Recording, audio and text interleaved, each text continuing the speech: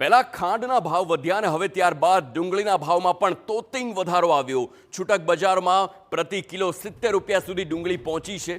2 અઠવાડિયામાં જ ભાવ 15 થી 20 રૂપિયા સુધી વધ્યા છે। તહેવાર પહેલા ભાવ વધતા પરિવારોનું બજેટ ખોરવાયું છે। કમોસમી વરસાદ ભેજને લીધે ડુંગળીના પાકમાં ઘટાડો આવ્યો છે। સ્થિતિ ન સુધરે તો ભાવ 100 રૂપિયા સુધી પહોંચવાની આશંકા છે। હોલસેલ માર્કેટમાં ડુંગળીના ભાવ રૂપિયા 21 થી વધીને 35 સુધી પહોંચ્યા તો દિલ્હી, ચેન્નાઈ, કોલકાતા જેવા શહેરમાં 1 કિલો ડુંગળીનો ભાવ 65 થી 70 રૂપિયા સુધી પહોંચી જતા લોકોનું બજેટ ખોરવાઈ ગયું। ગત વર્ષે આ જ સમયગાળાની આસપાસ 1 કિલો ડુંગળીના ભાવ 27 રૂપિયા હતો કે જે અત્યારે ડબલથી પણ વધારે છે। મળતી વિગતો અનુસાર કમોસમી વરસાદ અને ભેજના કારણે આ વખતે ડુંગળીના પાકમાં મોટો ઘટાડો નોંધાયો અને તેની જ અસર હાલ વર્તાઈ રહી છે તેવો દાવો કરવામાં આવ્યો કે જો સ્થિતિ નહીં સુધરે તો ભાવ 80 થી 100 રૂપિયા પ્રતિ કિલો પહોંચે તેવી પૂરેપૂરી શક્યતા। સવાલ એ છે કે કેમ ડુંગળીના ભાવમાં અત્યારે આ પ્રકારનો તોતિંગ વધારો થઈ રહ્યો છે? આ ઘૂંટાતો સવાલ કે જે અત્યારે લોકોને થઈ રહ્યો છે।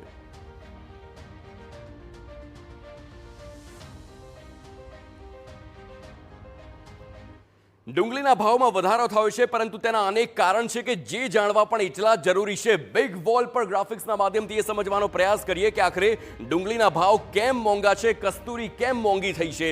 દેશમાં ડુંગળીનો મોટો જથ્થો નાસિકથી સપ્લાય થાય છે। નાસિક એ સપ્લાયનું મોટું સેન્ટર છે અને દેશમાં આ નાસિકથી સપ્લાય થતાની સાથે જ બજારોમાં ભાવ છેલ્લા 1 મહિનામાં 76% સુધી વધી ગયા છે। નાસિકમાંથી જ સપ્લાય અને ત્યાંથી જ 76% સુધીનો ભાવ ડુંગળીનો છે તે વધી ગયો છે।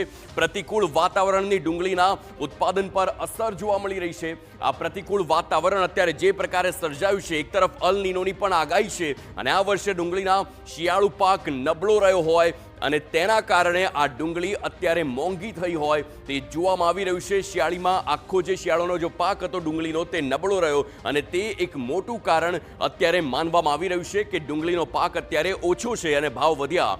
એપ્રિલમાં થયેલા કમોસમી વરસાદથી ડુંગળીના પાકને મોટું નુકસાન। આપને યાદ હોય તો એપ્રિલ મહિનામાં પણ કમોસમી વરસાદ આવ્યો હતો, અનેક રાજ્યોમાં આવ્યો હતો અને તેની અસર આ ડુંગળીના પાક પર અત્યારે વર્તાઈ રહી છે। આપ સમજો કે એપ્રિલમાં વરસાદ આવે છે અને તેની માઠી દશા ઓગસ્ટ એન્ડ અને સપ્ટેમ્બર સુધી રહે તેવી શક્યતા અત્યારે વ્યક્ત કરવામાં આવી રહી છે। મહારાષ્ટ્રની જ વાત કરીએ, નાસિક, મધ્યપ્રદેશ જેવા મુખ્ય ઉત્પાદન ક્ષેત્રમાં પાકને મોટું નુકસાન થયું છે। મધ્યપ્રદેશ, મહારાષ્ટ્ર અને તેમાં પણ નાસિકની વાત કરીએ, આ બે એવા ક્ષેત્ર છે કે જ્યાં મોટું ઉત્પાદન ડુંગળીનું થાય છે અને ત્યાં જ આ કમોસમી વરસાદના કારણે મોટું નુકસાન પાકને થયું હોય અને તેના કારણે અત્યારે રોવાનો વારો આવી રહ્યો છે। વરસાદ ખેંચાયો અને ચોમાસુ ડુંગળી માટેની વાવણીમાં વિલંબ જોવા મળ્યો, આ પણ એક મોટું કારણ છે। એટલે ખાસ કરીને હવામાનની આખી જે ક્ષેત્રની વાત કરવામાં આવે તેની પર ઉત્પાદનને મોટું અસર પડે છે। ડુંગળીની નવી આવક આવવામાં હજુ પણ સમય લાગી શકે છે।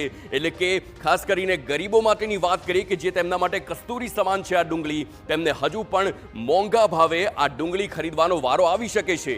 ભાવ નિયંત્રણમાં લેવા સરકારે બફર સ્ટોકની ડુંગળી વેચવાનો હવે નિર્ણય લીધો છે। સરકાર હરેક પાકનો બફર સ્ટોક રાખતી હોય છે જેથી કરીને આવા ઇમરજન્સી સમયે તેનો વપરાશ થઈ શકે અને હવે એ બફર સ્ટોક તેને બહાર કાઢવા જેથી કરીને બજારમાં જે ડુંગળીના ભાવ છે તેની પર નિયંત્રણ રહે, તેને લઈને હવે આ મોટા નિર્ણય લેવામાં આવી રહ્યા છે સરકાર તરફથી। પરંતુ હજુ પણ ડુંગળીના ભાવ નજીકમાં ઘટે તેવી અત્યારે કોઈ શક્યતા જોવામાં નથી આવી રહી।